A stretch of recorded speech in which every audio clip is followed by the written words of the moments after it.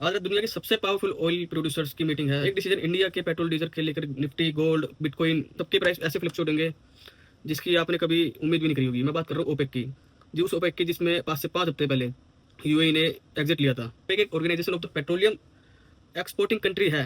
ये दुनिया के मेजर ऑयल प्रोड्यूसिंग है, जिसके अंदर कंट्री के ग्रुप के अंदर आती है, जो इसमें Saudi Arabia, Iraq, UAE, Kuwait जैसे देश शामिल है।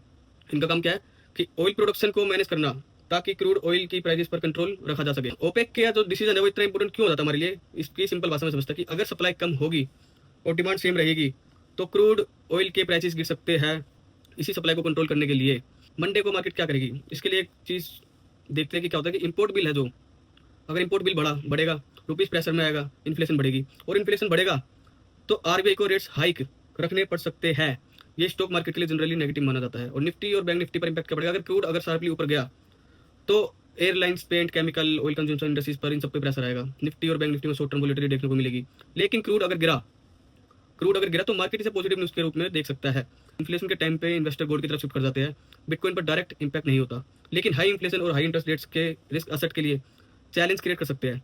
तो करंट मार्केट फोकस क्या बनता है कि इस बार मार्केट सिर्फ ओपेक पर के डिसीजन पे नहीं है, बल्कि ये देख रहा है कि सऊदी अरबिया और ओपेक प्लस फ्यूचर प्रोडक्शन को लेकर क्या गाइडेंस देता है। एक्चुअल मूवमेंट डिसीजन से कम और सरप्राइज से ज़्यादा है।